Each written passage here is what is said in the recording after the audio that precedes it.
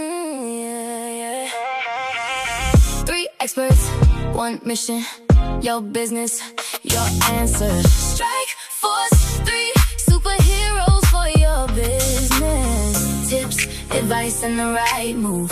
Bring your questions, we'll break it through. Strike Force, three. Let's get to work. Hello. This is Strike Force 3. In these sessions, each one of us will talk about one subject, concentrating in one thing. And we don't want it to overwhelm our guests or who will watch our YouTube channel and YouTube videos later. Every time, one subject, and we answer the questions around those subjects, but still, you can jump in and bring your most challenging business questions and ask us. Three experts, three different lenses will answer your questions and we give our feedbacks. We are honest about our responses and because we want to guide you correctly. Then, in this regard, if we don't know the answer, we will go after the right answer and bring it back to our next session, or we email you the right answer. So please register with us so we can have your phone number and your email address for sending the replies and the videos. You can go and listen to that and can actually introduce us to others as well. Without further ado, we are going to introduce ourselves. I start with myself. I'm Dr. Neda Falar, 25 years being a scientist and educator in biopharma settings. Back in Iran, I was a nurse midwife, so I have a health background as well. Right now, I'm working as a business strategist, an intersection between the science and business, where I create systemized strategies for your business so you don't need to work in your company 24/7, but on your company and be an entrepreneur, having enough time for yourself and for your loved ones. I've created ZAPS framework that you can learn about it on my website and other places that you can find all the information about me. Okay, now I am passing to Laura. Hi, I'm Laura, and my company's Kaleidoscope Media Services, and I do everything to digitize so you can supersize. So I bring in AI and automation to help the business owner grow, help them create systems that Neta suggests for business owners and get it implemented to save them time and make them money. I'm going to toss it over to Charmaine. All right. Well, I am the money lady. My name is Charmaine Holland, and I have business it's called Holland Financial Consultants. I have helped entrepreneurs over the past 35 years to run a successful business by seeing what is working and what is not working on the balance sheet and the P&L. So I help you to be able to get in front of the investors or the funders so they can help you if you need to expand your business with loan or to be able to take your business to a whole new level by opening up another franchise or whatever's on your mind. So with that being said, I'm going to pass it over to Neda. Thank you. Now I'm going to ask our guest that today we had a few didn't come in, but Katie is here. Katie, please introduce yourself and say what you do. Yes, good morning, ladies. Thank you for having me. My name's Katie Hall. I am lovingly known as Katie the Healthcare Lady. So that kind of tells you a little bit about what I do. So I have the whole gamut from traditional insurance to health sharing. So the way that I feel that I'm a little bit different is not only do I work with the individual, the family, and the small business, in the small business area, I feel like I'm serving the community that is underserved. So the 5 to 15, a lot of insurance agents want to go for the big ones because you can imagine if you get 100 health insurance policies, like it's getting like 100 clients. So, but that's what I do. I've been in this space since 2011, but more focused on the health share part of it for about the last 3 years. And then working with a new broker since the beginning of this year. So I'm very excited to grow, and I've got some things in place, but I wanted to not just be here for myself, but to support Netta. She's been visiting the hive. We call it hives. It's the queen bees. Our locations are hives. You could appreciate that, Laura, I'm sure, because it's cute. But it's like we're very serious about passing leads and growing our businesses. So I'm super grateful that she came to check us out. And I think we've met on Alignable, right? I mean, we met on Alignable. Yes, we met on Alignable. So just kind of connected there to get to know each other a little bit better. I'm so grateful to be here. Thanks for having me. Sure. Thank you so much. Let's get to the business, shall we? Okay. My part today, I'm going to talk about MDP. Actually, if you go and watch previous video, you will see that I explained a lot about market dominant positioning. And MDP is the reason people choose you instead of another business that looks similar on the surface. It's not about being the loudest. It's not about doing everything. It's about becoming clear, specific, and memorable enough that the right people understand why you are the right choice. Today, I'm going to keep this practical, and we are not giving the whole strategy, but I will ask you questions that help you think differently about your business. Now, we love to hear, and I pass it to Charmaine that has something for you guys. All righty. Well, Katie, thank you so much for sharing about your business and what you do. So now this is the time where we have a reality check. Okay, so we're going to ask questions and see how much that might be relatable to what you're going through, or you haven't already checked your boxes that you're doing wonderful and that you're just thriving, or maybe you might say, I need to work on that area. So for me today, I want to talk about fixed assets, and we're all going to go around and maybe share about 3 questions, okay? And then ask you which one resonates with you.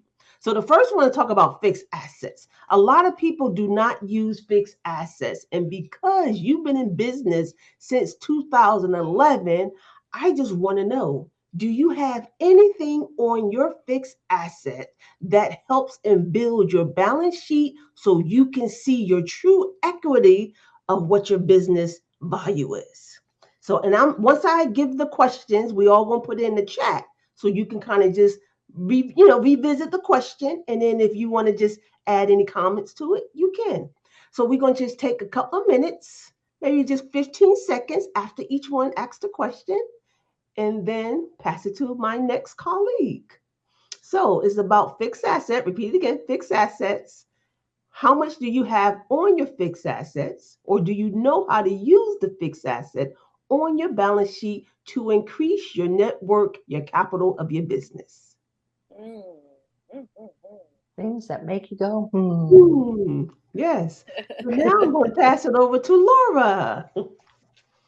Okay, I am going to talk a little bit about how customers see your business.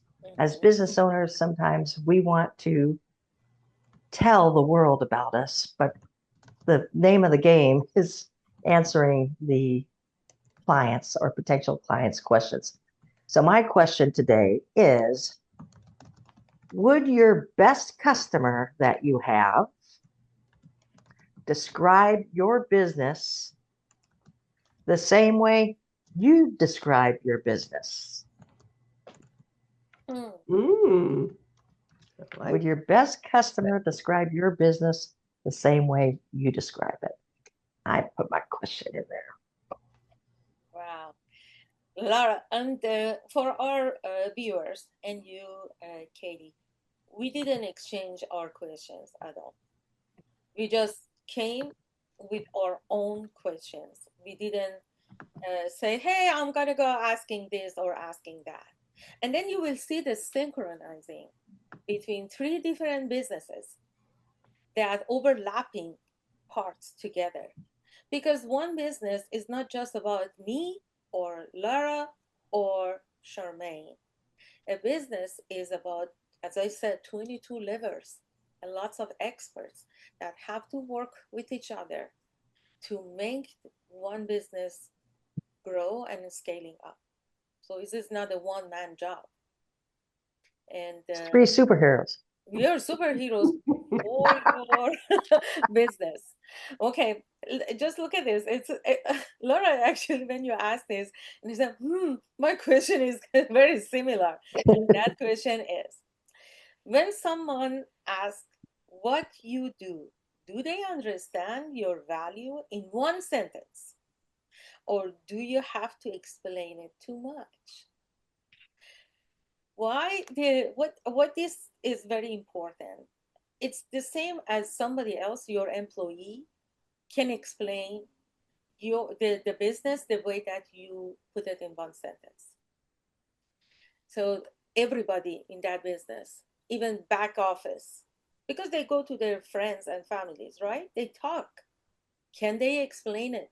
That, for example, your employee say, I work for such and such, we do this and that.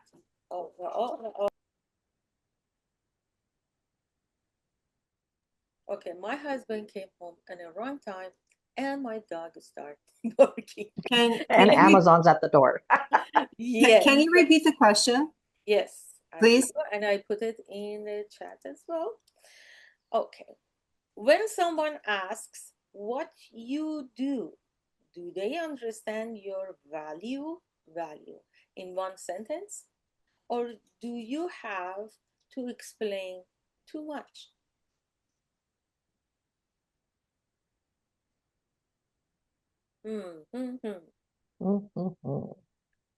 Because first up, we have to talk it in one sentence, right? Okay, Charmaine, how's your second? Alrighty. So I love Katie's question when I talked about fixed assets. She says, I do not have fixed assets. And I'm thinking, I think you do have fixed assets.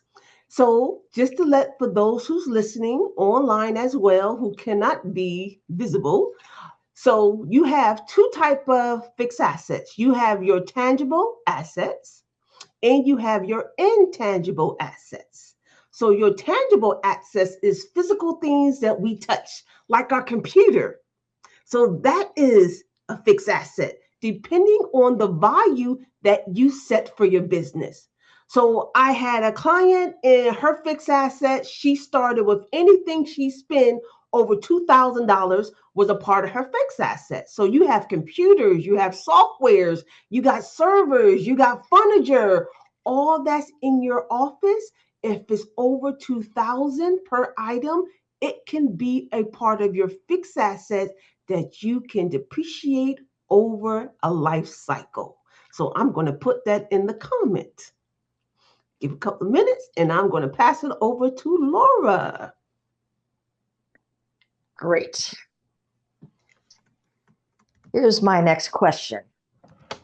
If someone was to visit your website today, what is the one action you would like them to take? Is it obvious for the user? Because that's kind of our billboard is your website, and they're used for all different purposes, whether they're answering questions to the visitor, or maybe it's generating leads and you just want them to opt in for a guide, download best practices, or maybe it is booking an appointment with you. So whatever the goal is, or maybe it's purchase, but in Katie's scenario, I believe she would have to visit with someone before they're making a purchase for health insurance. But if it's e-commerce, it's making a purchase, right? So is it obvious on the next step they should take with you when they visit your website?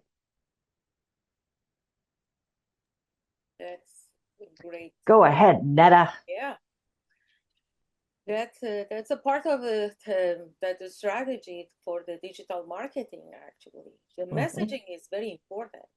We may have everything, but when the message is not correct, it doesn't get the flow of the leads that you need and turn it to the customers.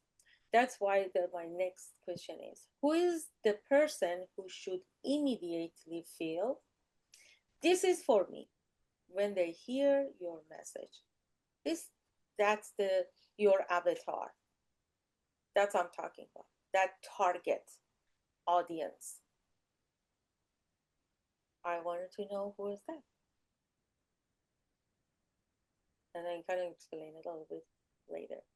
I like that one. Yeah. Thank you so much. I am trying to keep up, girls. I'm typing instead of just chatting back at you.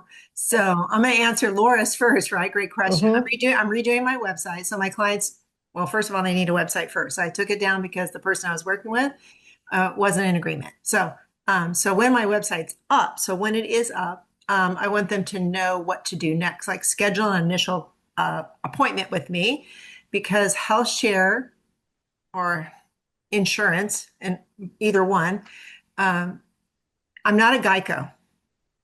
I don't want to be a Geico. I want to be very personable. I want them to know that I really do care about many people. I was born for this.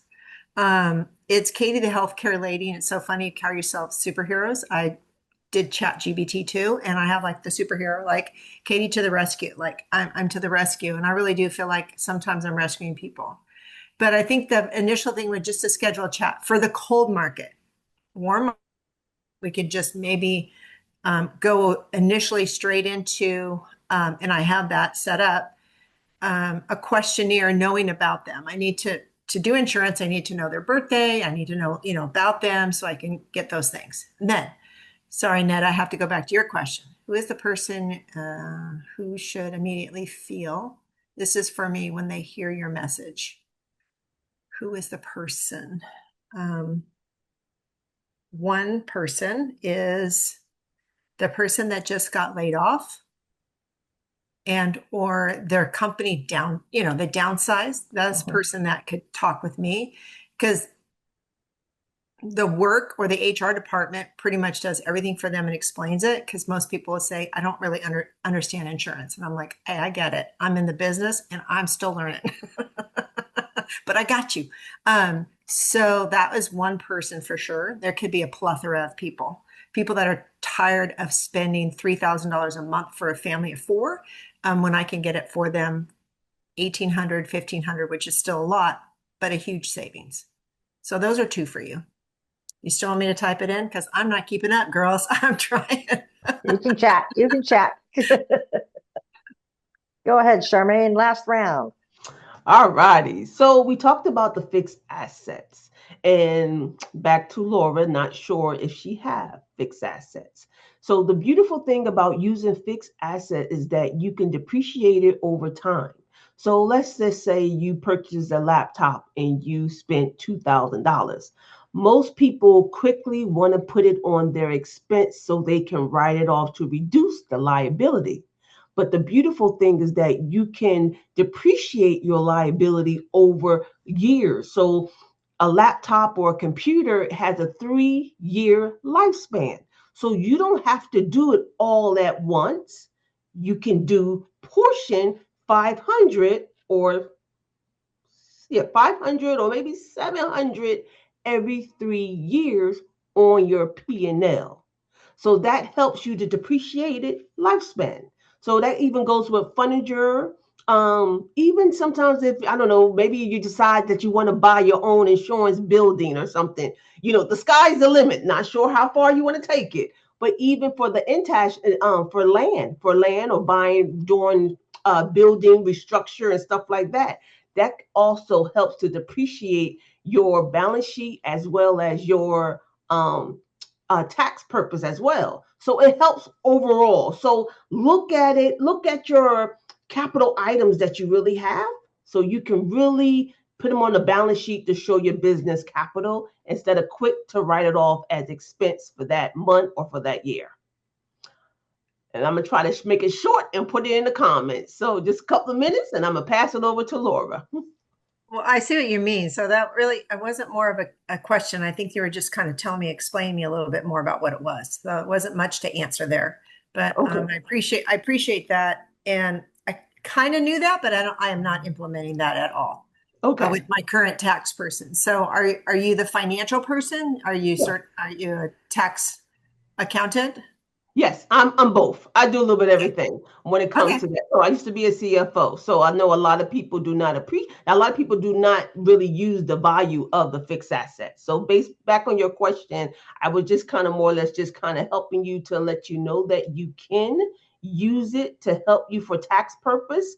And so I'm not sure if it's not on your balance sheet or your P&L, then your tax person is not really using depreciation right if you don't have any fixed asset. But just throwing it out there. Right. No, and Question to I pose. appreciate that. Yeah. And I want to clarify just so it doesn't sound like, so I will clarify that I've been licensed since 2011 and I've done some other things in between. So I am life and health licensed, but I would say for the last 3 years, I've started a business. So this is the first year I'm probably really serious about business since January. Got my books and stuff cleaned up. I'm working with a bookkeeper and that kind of thing. So I'm acting and thinking more like a CEO.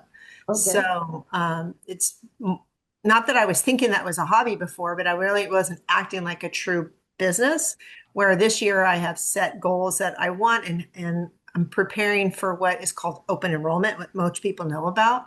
Although I can sign up people for insurance all year long, but this year I definitely have big goals and setting some systems in place with the broker. So Wonderful. just so you know that it has, I've been in business for a little while, but really serious in this since January, but mainly like 3 years ago, January. Okay, wonderful, wonderful. So now that you have a bookkeeper, ask her about fixed assets of items that you have purchased. Make sure she puts it in fixed asset or have a cap of what dollar amount would you consider would be items that should go in fixed assets.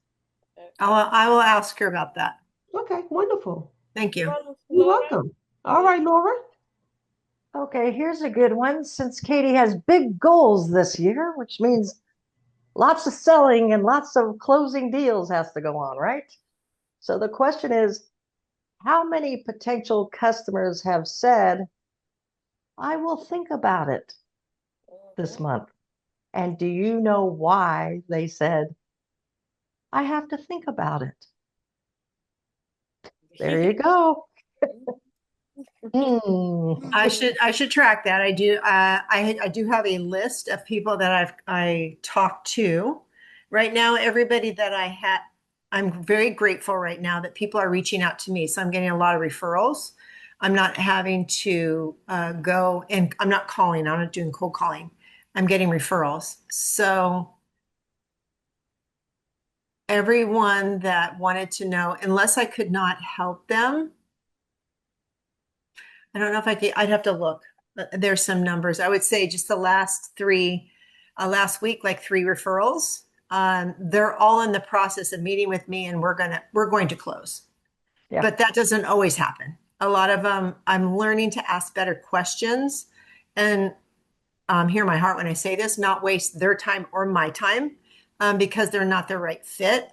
And I will, out of the goodness of my heart, help someone that really knows nothing. And I'll get them to the marketplace, even though I'm not certified in that area. I'll get them there. I just don't give them advice. I'm like, look, this is what you do. But I don't count those. I count that as benevolence. So at the moment, I can get you the numbers. It's not like right here, but I would say the last week where I've gotten 3 referrals, they're all in process. Yeah, it's just something to think about, because if you see something repetitive, since you're redoing your That's a website, great that would be something to put in your facts section, So Yeah, no, it's a great question. And yeah, facts, no, it's all good. It's all good. It's got my wheels spinning. I wouldn't say I'm super busy right now, but it's keeping me busy enough for me and my lifestyle that I want. But I am gearing up for open enrollment, and the brokerage that I'm working with is putting together some automation for that side, but I know there's probably other automation that needs to take place. So great question, Laura. Super. Yes, it is. Netta, bring us home there. Hey, the last one on my side. What is the one problem you want people to associate with your business first?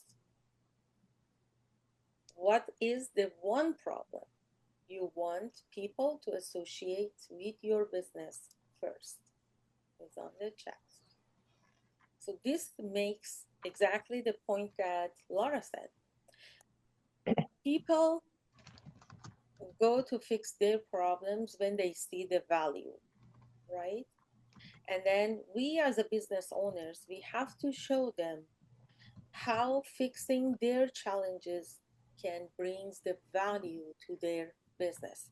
It's not about the money. It's about the value, because any time you ask an expert, either from me, Neda, I need to, that your ZAPS framework, I want to systemize it, my processes in any different part of my business that I am struggling, or asking Laura, I wanted to save the time, I want to make some repetitive tasks be automated.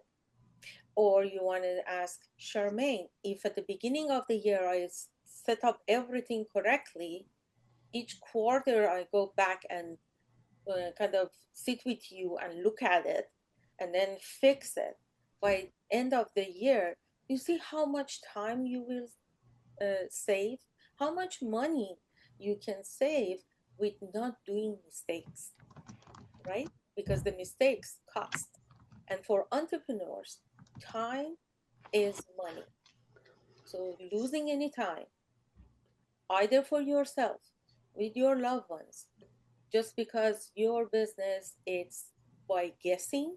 So I'm going to do guess, maybe this one and maybe that one, still paying, but nothing getting any values in return, right? So what is the one problem you want people to associate with your business first? Okay, another great question. And thank you for that. So I was trying to follow and keep thinking about the question. I know. You can come Um, back and no. I mean, I was like, what one problem? It's a great question. And I'm thinking, what is the one problem that they have that they want me to fix, right? Is that, that's what you're asking. So what is the problem that they have that they're going to come to me and say, Katie's the person, Katie, the healthcare lady. And that's why I kind of started saying that, because my business Secure Hive they don't know what that means. So I just started saying Katie, the healthcare lady. People immediately know what I do, even though there's other things that I do that I can help them with, but we can talk about that another time. It's like getting their initial needs. So what I want them to know is that I want them to know that I want to take the confusion and the fear out of getting healthcare, that there is a plan or something I can do to help them. And if not, if I have someone else to refer them to, I will do it. It's not that you're right. It's not all about the money, although I do make money at what I do and I want to continue to make money at what I do. I want them to know that they're first. And I'm not exactly sure how to word all that. Laura's wheels are turning on how to message that already. I know it. You can see it in her eyes. She's just like listening. And I'm trying to keep it short. So, I mean, I think that the questions that people would give me, it's like healthcare is like so confusing, Katie. And I'll just tease with them. I'm like, yeah, I get it. It's like financials. It's confusing for me too sometimes, but here's the good people news. Don't want to look at it, right? People just don't want to address healthcare. They don't want to address their finances, I've studied it. I want to put you in the best plan that I can. That's the best fit. As long as you all know, I mean, I just tell people this, as long as you know, none of these programs are perfect. None of them. Mm-hmm. The traditional one, the health share one, none of them, but we want to find one that fits for your family at the best price. We want to cut costs, but not care.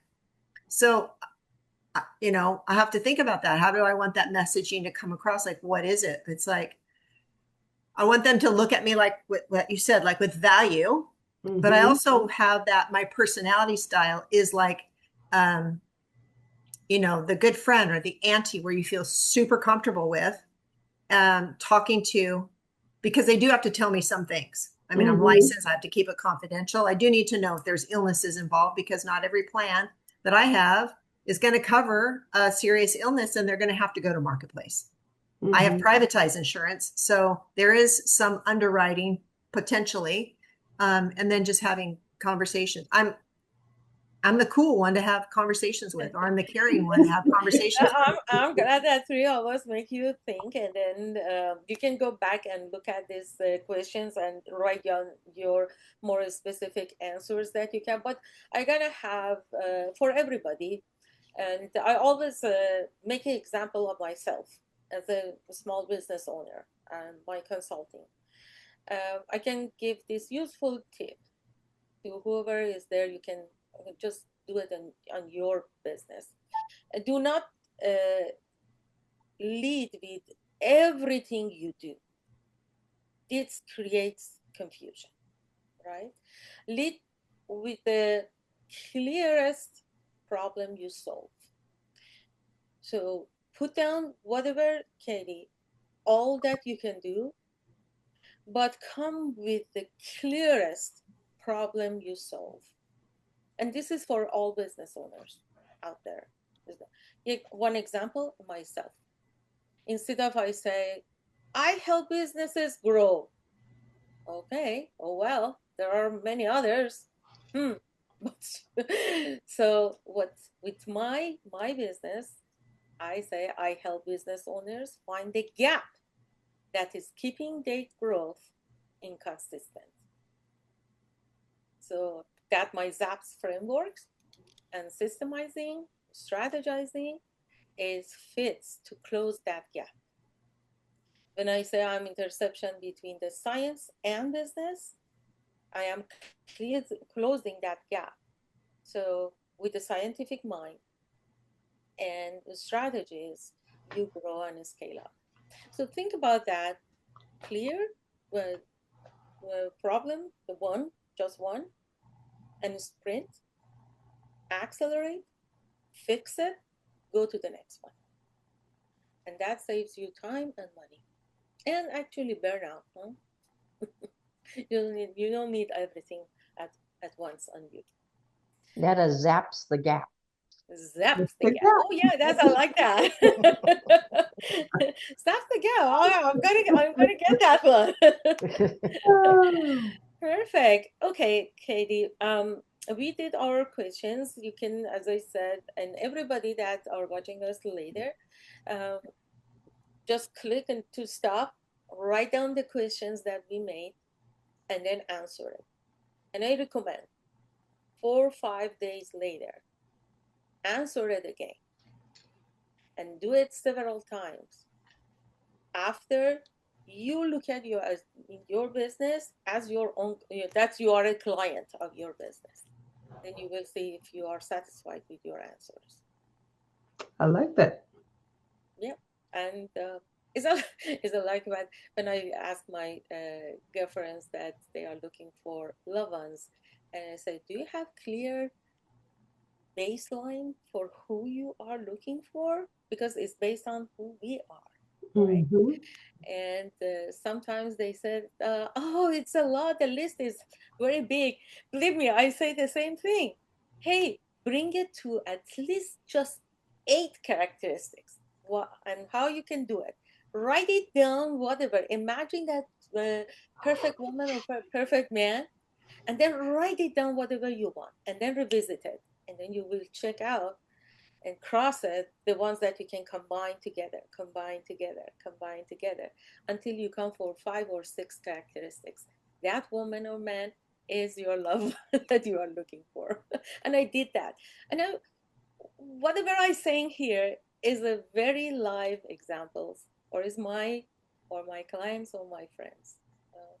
That's one thing to close it up. Okay, can I repeat back to what I think I heard you say? Yeah.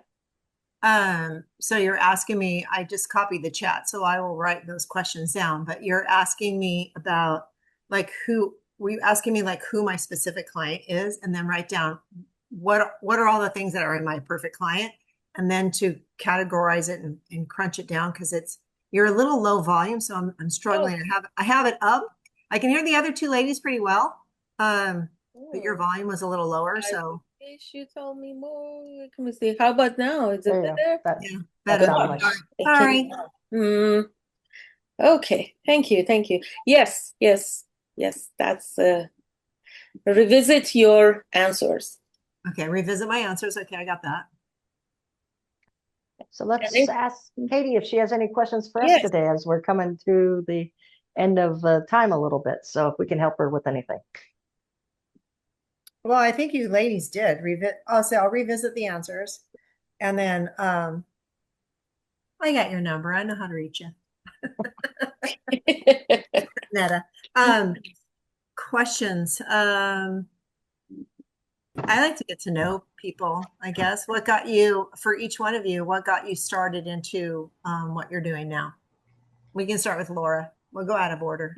I am a serial entrepreneur, so this is my last act, I think. I I think I've come out of transportation and logistics. Is my expertise, and I was fortunate to be early retirement, but I wasn't done yet. So I thought I had a lot of thought and lots of things to teach people. So I started teen entrepreneurship and online learning, and that was pre-COVID. So I started an online training development company in 2019. None of the high-level consultants thought they should go online, and they thought they should get paid thousands of dollars to travel the world and deliver their content to corporations. And so I sprinkled a little pandemic over the world, and my phone started to ring. Then I expanded into the digital space. And so now, the past 6 years, I've been studying AI and automation and really helping business owners how to implement it properly into their business rather than just get in the face every day with AI apps, how to actually intelligently roll it into your business. So Well that's done. me. And You so, were before some of the curve. So yeah, yeah. 6 years is a lot in the AI industry. Fantastic. All right, we'll go with Netta next. So I'm Iranian. I started actually when I was in Iran and graduated as a nurse midwife. For 5 years, I had my own women clinics. So at age 24, I was entrepreneur and having my clinics over there, up to 50 patients per day, both clinics. One was in the morning, one was in the afternoon. I learned a lot over there, how to deal with people and their problems in health and with women. That's why I'm passionate about it. Uh, and then how to build up my business, right? And then I started to see lots of things that as a midwife I couldn't help women. I wanted to be a researcher. Back there, just because I came with a kind of background of nursing, they said, "Oh no, if you want to go master's and PhD, you have to get this branch and elevate your education." But I didn't want. I'm the rebel one. And I said, I want to be a researcher because I want to help and understand first the cancer, the ovarian cancer, the kind of uterus cancer, and all the breast cancer in women, and how we can prevent that or treat them. I had an opportunity to go to Brazil, which is not usual, but I loved about everything. Every 9 years, I've been there. I finished. Really, in nanomedicine was the top of the line in 2000, and I can consider myself one of the pioneers of looking for the very specific type of the drugs for cancer treatment. I invented 2 devices while I was there, and then my school came to the end, and I migrated to U.S. and I started teaching anatomy, physiology, and then after that, I did my postdoc at Chapman University School of Pharmacy, where from there I wanted always to go to the biopharma company and getting out of the academia. And it happened. And the startup started, and I was the only person that could work on cells and animal combined. And I helped that company, and then I went to another company till 3 years ago. I wanted to explore. I'm a researcher, right? I'm exploring myself as well. I wanted to see other side of myself, and I decided to be a consultant. That it's giving me that opportunity to know more people and get to know their problems that I can fix and make them happier, even not just because of the money wise. Of course, they want to scale up. Any entrepreneur should be ambitious to scaling up. But at the same time, it's very important for me to have health. Hey, Katie, the healthcare lady, I want them to have time for themselves. That's why my strategies and systemizing and bringing the systems, when you have a SOP, when you have a protocol for your processes, anybody, if this employee leaves, another one comes, do the exact thing that you want to do. And that's keeps your business growing consistently and with a measurement. Why I say my ZAPS has measurable, traceable, repeatable, and sustainable. This is the system that it's me to bring that curiosity and the scientific mindset to my business and showing how entrepreneurs can focus on one thing, fix it. And I'm a project manager, so agile project manager is like that. You fix one thing, go to another, and that's me. Thank you. Beautiful. Bye. Beautiful. Bring us home. All righty. Well, well, I was raised and born in Philadelphia, and when I graduated from high school, well, before that, I was a teen mom. So I had a child when I was 14 years old, graduated from high school, left home at 18, came to California, and my first job was working with 3 entrepreneurs, and they seen so much potential in me, and I seen so much potential in them that they taught me everything about how to run a business. I mean, when it came to payroll, inventory, accounts receivable, accounts payable, everything that you need to run $1 million business, they taught me that, where I became the CFO by the time I was 33 years old. And so I did all the hiring, the firing, they wasn't even there anymore.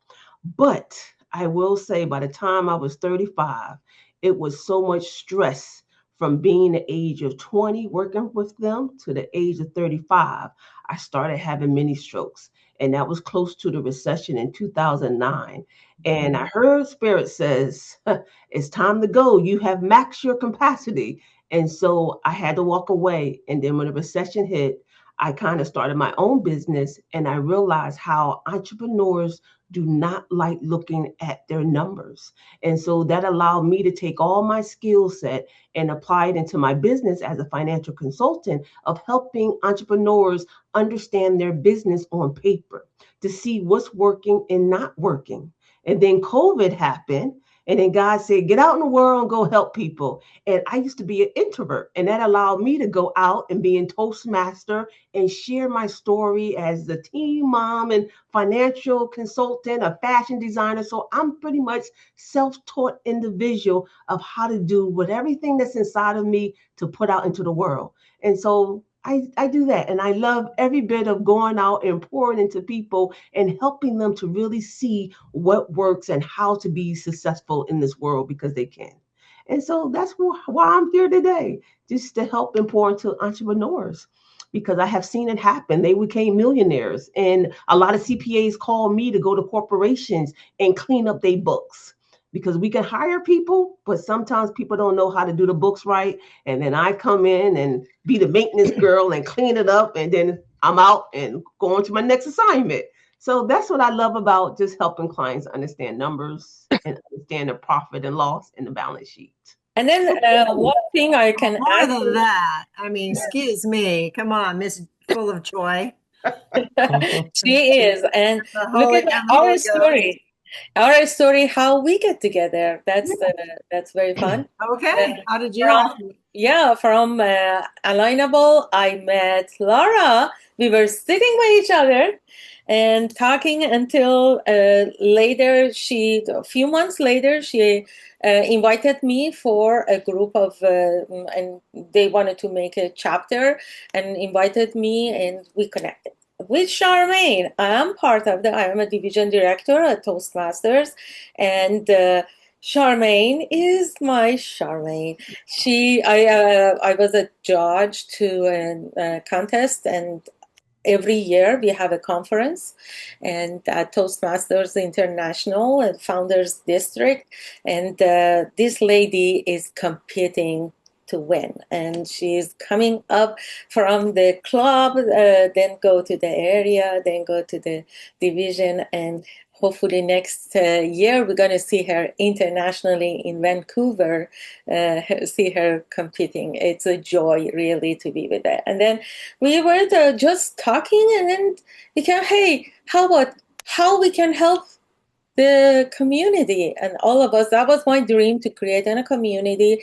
I think I am doing that. And these two marvelous ladies, we are synchronized with each other, and we created this weekly Zoom. And the last Tuesday of each month, we are having 2 sessions, 2-hour session that we go deep to the business. It's just 2 hours, 10 to 12, by the Fashion Island in Newport Beach, and we deep dive. But we don't stand there talking.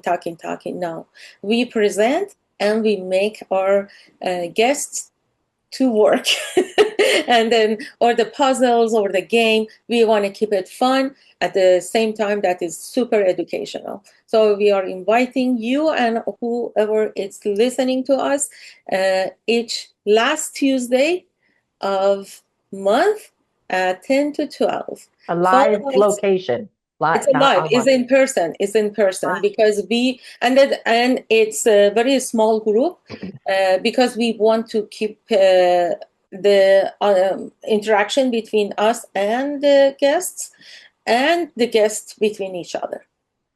So that's another point that we are helping. And whoever comes to our these Tuesdays, actually, this is a free advertising for your business, isn't it? So we are posting in our social media. We have the YouTube channel that you can go and follow us, follow our YouTube channel, like our videos, share them if you want to help other entrepreneurs to learn how to fix their problems and challenges. Thank you so much for today, everybody, and have a very great week ahead. 3 experts, 1 mission, your business, your answer. Strike Force 3 superheroes for your business. Tips, advice, and the right move. Bring your questions, we'll break it through. Strike Force 3, let's get to work.